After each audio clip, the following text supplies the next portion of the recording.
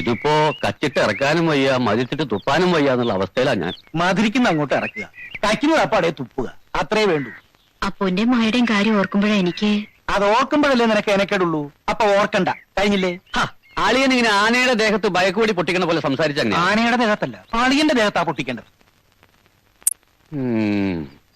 സ്വപ്നം കാണാൻ പോലും കഴിയാത്തത്ര മഹാവാക്യം പടിവാതിക്ക് വന്ന് നിൽക്കുമ്പോ അതെങ്ങനെയെങ്കിലും നടത്താൻ നോക്കൊണ്ട് കൂടിയാലോനിക്ക് നിൽക്കുക. ഉദയപുരം കൊട്ടാരത്തിന്റെ ആസ്തി എത്ര കോടിയാണെന്ന് അറിയാമോ?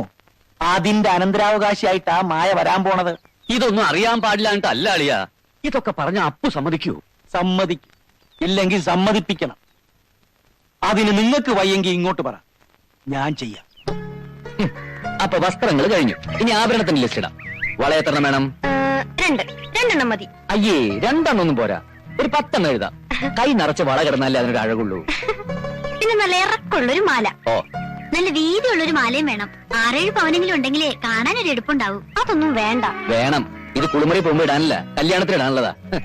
നീളമുള്ള മാല, വീതിയുള്ള മാല, കമ്മല്, മോതിരം. മോതിരം വേണ്ട, കല്യാണത്തിന് ഒരു 2 മോതിരെങ്കിലും ഗിഫ്റ്റ് കിട്ടാണ്ടിരിക്കില്ല. അയ്യേ, ഇതെന്താ ഒരു സെറ്റ് കമ്മലേ ഉള്ളോ? എന്തിനാ അധികം? മായക്ക് ഒരു സെറ്റ് കാതല്ലേ ഉള്ളൂ. മായച്ചിക്കുള്ള പോലെ ഞങ്ങൾക്ക് 2 ഒരു സെറ്റ് കാതുകളുണ്ട്. എന്താ ഈ പറയണേ? ഞങ്ങൾക്ക് കമ്മൽ വേണം. എന്താ ചോദിക്കാൻ അവകാശമില്ലേ? ഇല്ലെങ്കിൽ അപ്പോട്ടും പറയട്ടെ, എനിക്ക് നാണമില്ല. അയ്യോ, ഇനി അവകാശത്തർക്കം വേണ്ട. അപ്പൊ 3 സെറ്റ് കാത്, അല്ല കമ്മല്.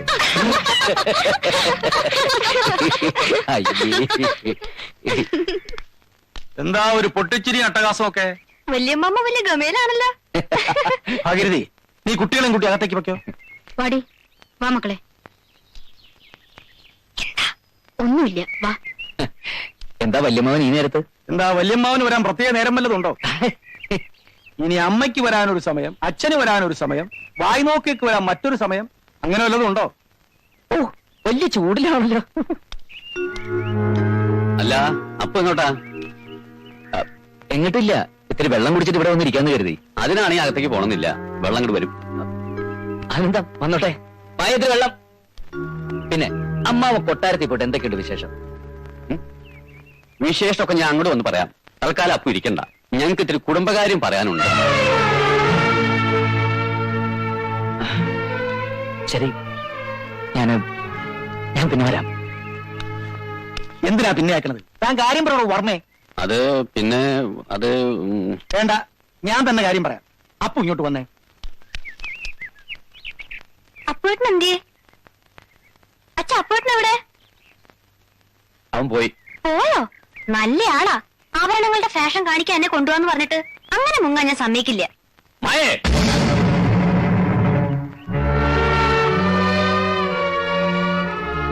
നീ ആ കുഴമ്പം കൊണ്ടെടുത്തേ, വല്ലാത്ത നടുവേദന. പിന്നെ തുളസിയിലിട്ട് കുറച്ച് വെള്ളം തിളപ്പിച്ചോ, ഒന്ന് കുളിക്കണം.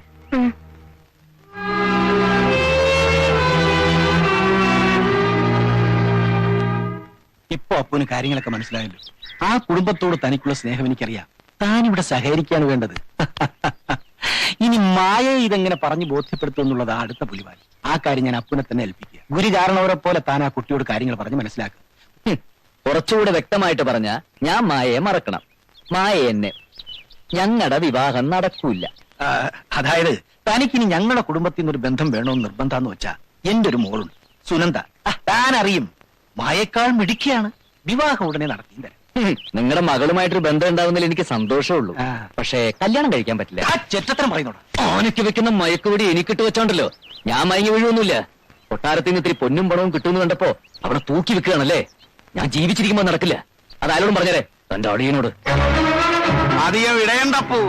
മതവിളകിയ ഒരുപാട് കൊമ്പന്മാരെ തളച്ചിട്ടുള്ളവനാ ഞാൻ. തളയ്ക്കാൻ പറ്റാത്തതിനെ കൊന്നിട്ടുമുണ്ട്. ഏലാൽ മായ നീ കാണാനോ സംസാരിക്കാനോ പാടില്ല. അവളെ നീ മറന്നേക്ക്. ഇല്ലെങ്കിൽ ഗോവുന്നപ്പിള്ളയ്ക്ക് ഒരുണ്ടേണ ചെലവേ ഉള്ളൂ. അത് മറക്കണ്ട.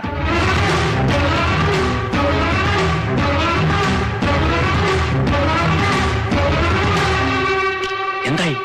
ശരിക്കൊന്ന് വരട്ടിയിട്ടുണ്ട്. എന്നാലും വിശ്വസിച്ചൂടാ. ഇനി അവനും മായയും തമ്മിൽ കാണരുത്. തൽക്കാലം അവളെ ഇവിടെ നിന്ന് മാറ്റും. കുറച്ചു ദിവസം എന്റെ വീട്ടിൽ നിൽക്കട്ടെ. എങ്കിൽ താൻ തന്നെ എന്തെങ്കിലും പറഞ്ഞ അവളെ കൂട്ടിക്കൂട്ടി പോവാ.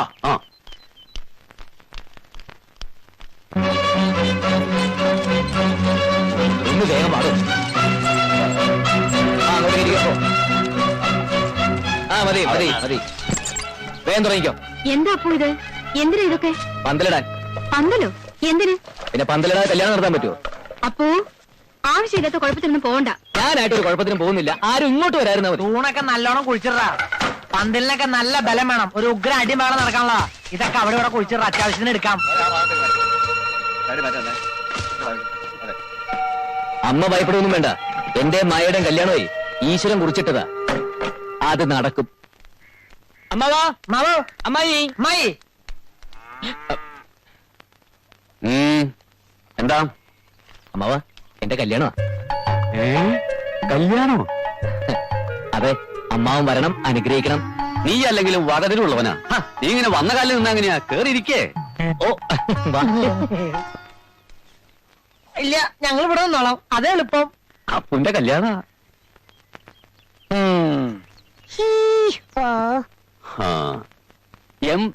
MAYA മയ്യേ. അത് പേരാടാ. മായയോ? നീ ആ പേരുള്ള പെണ്ണെ തന്നെ സംഘടിപ്പിച്ചല്ലോടാ. എല്ലാം അമ്മാവന്റെ അനുഗ്രഹം. പെണ്ണിന്റെ അച്ഛന്റെ പേര് രാമവർമ്മ എന്നാടാ. അതെ, എല്ലാം അമ്മാവന്റെ അനുഗ്രഹം. എടാ, എന്റെ മകളുടെ കല്യാണക്കുറി നീ അടിച്ച് നീ എന്നെ തന്നെ ക്ഷണിക്കും അല്ലേ? ക്ഷണിച്ചില്ലെങ്കിൽ മര്യാദക്കേടാവില്ലോ എന്ന് കരുതിയാ. ഏയ്, അമ്മാവൻ വെള്ളം വെക്കരുത്. നിങ്ങൾ എല്ലാരും കൂടി തീരുമാനിച്ച കല്യാണമല്ലേ അത്? നിങ്ങൾ എല്ലാരും കൂടി തന്നെ നടത്തി തരണം. കല്യാണോ? ഏത് കല്യാണം? വേറെ വല്ല കാര്യം ഉണ്ടെങ്കിൽ പറ. എങ്കിൽ ഞാൻ പറയാം. അയ്യപ്പ ടാക്കീസിൽ പടം മാറി. പുതിയ പടം, രാജാവിന്റെ മകൻ. ആളിയൻ എന്തായി കാണിക്കുന്നേ? പടം പോവാ. ഇയാൾ എന്ത് ചെയ്യുന്നത് കാണുമല്ലോ. നീ എപ്പോ ഒരുങ്ങി തന്നെയാണ് പുറപ്പെട്ടിരിക്കുന്നത് അല്ലേ? അതെ. നീ ആരാന്നാടാ വിചാരം?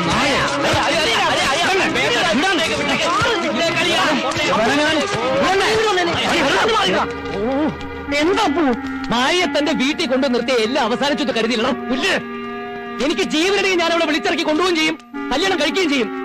തടുക്കാൻ പറ്റിയെങ്കിൽ വന്ന് തടുക്കണം. ഓപ്പേ, നീ അങ്ങോട്ട് നടക്കാൻ ചപ്പു.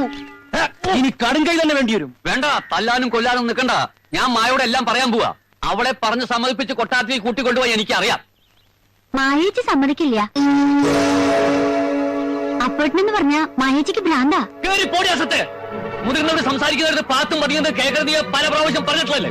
താൻ എന്തിനാ അവിടെ മെക്കിട്ട് കയറുന്നേ? അവള് പറഞ്ഞതാ ശരി.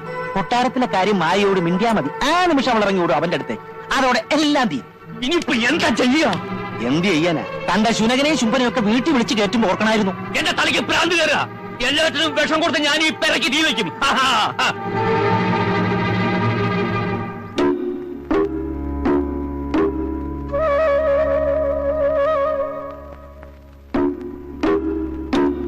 മോളിങ്ങി വന്നേ. മോക്ക് കൊട്ടാരത്തിൽ കഴിയണമെന്നുണ്ടോ? അവിടെ ചെന്നാൽ ഈ റബ്ബർ വിളയും മുത്തുമാലയും ഒന്നും ഇടേണ്ടി വരില്ല. തങ്കത്തിൽ രത്നങ്ങൾ പതിച്ച ആഭരണങ്ങളാ. ഇവിടത്തെ പോലെ പഴങ്ങഞ്ഞി മുളകേ മന്തി ഒന്നുമല്ല. 4 നേരവും സദ്യ. കൊതിച്ചിട്ട് എന്താ കാര്യം? എന്റെ ജാതകം ചേരില്ലല്ലോ. മായേച്ചിയാണെ സമ്മതിക്കുകയില്ല.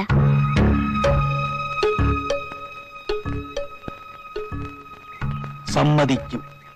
നീ വിചാരിച്ചാൽ സമ്മതിക്കും.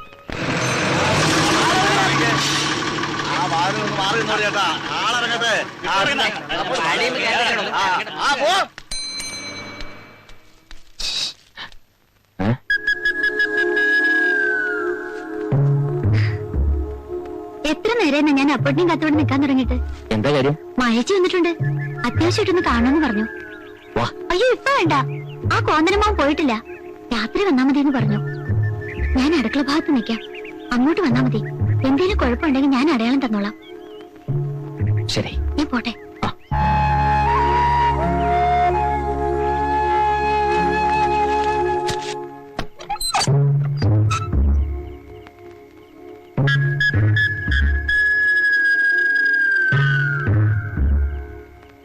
എന്താ മായേച്ചി, ഉറങ്ങണില്ലേ? അപ്പോഴേട്ടനെ ഇതുവരെ കണ്ടില്ലല്ലോ. ചേച്ചി വന്നത് അറിഞ്ഞിട്ടുണ്ടാവില്ല. അറിഞ്ഞാലും ചിലപ്പോ വരില്ല. ഞാൻ പറയാണ്ട് പോയാലോ പിണക്കുണ്ടാവും. ഹേയ്, ഒരു പിണക്കും ഇല്ല. ചേച്ചി ധൈര്യമായിട്ട് കിടന്നുറങ്ങിക്കോ. നാളെ രാവിലെ അപ്പോഴേട്ടനെ ഇവിടെ ഹാജരാക്കണ കാര്യം ഞാൻ ഏറ്റു. നീയോ? ഞാൻ ആരാണെന്ന ചേച്ചിയുടെ വിചാരം? ശരിയായ ലൂസ് തന്നെ. ചേച്ചി ലൈറ്റ് അണിച്ച് കിടന്നോ.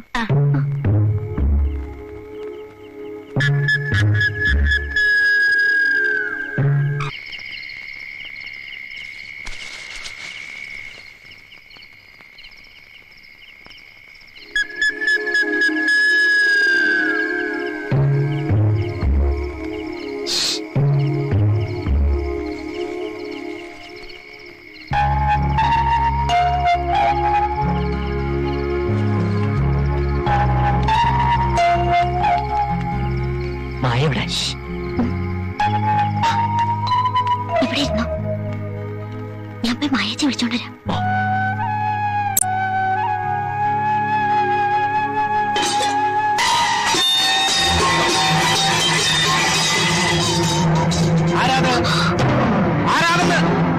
അയ്യോ, ചതിച്ചോ? എന്താണ്?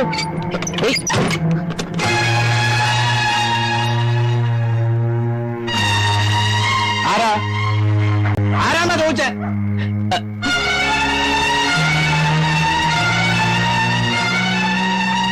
ചോദിച്ചത് കേട്ടില്ലേ? ആരാകത്ത്? എന്താളിയാ? അമ്മുവിന്റെ മുറിയിൽ കുറെ നേരമായി എന്തോ ചില ശബ്ദങ്ങൾ. വാതിൽ തുറക്കാൻ പറഞ്ഞിട്ട് തുറക്കണമില്ല. അമ്മോ, അമ്മോ, വാതിലോർക്ക്.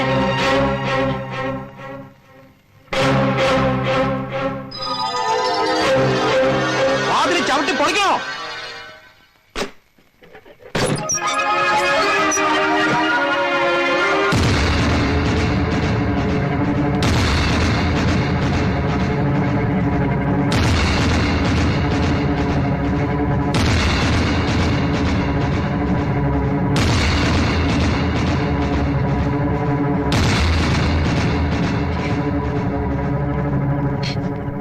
ചേച്ചി എന്നോട് ക്ഷമിക്കണം.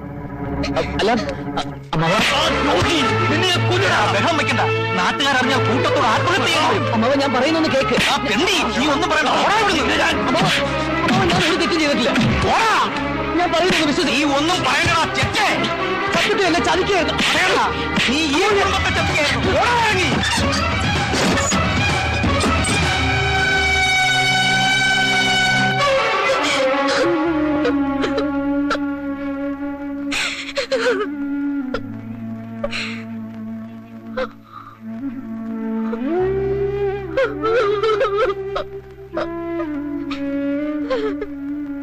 പേടിക്ക്.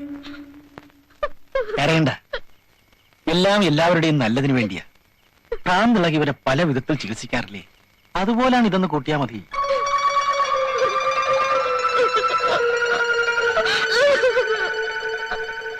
ഇത്രയും വേണ്ടിയിരുന്നില്ല. ഇത് കുറെ കടന്നുപോയാളിയാ എന്നിപ്പോ തോന്നും. കുറെ കഴിഞ്ഞ് തനിക്ക് ബോധ്യമാകും ഇതായിരുന്നു ശരിയെന്ന്.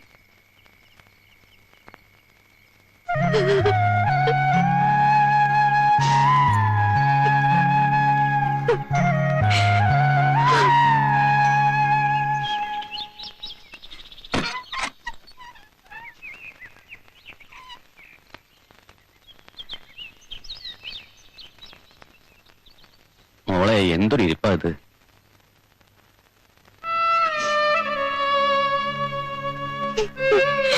ഇങ്ങനെ ഇരുന്ന് കരഞ്ഞുകൊണ്ട് ഒരു ഗുണവുമില്ല. എല്ലാം ഒരു ദുസ്വപ്നമായി കൂട്ടിയാ മതി.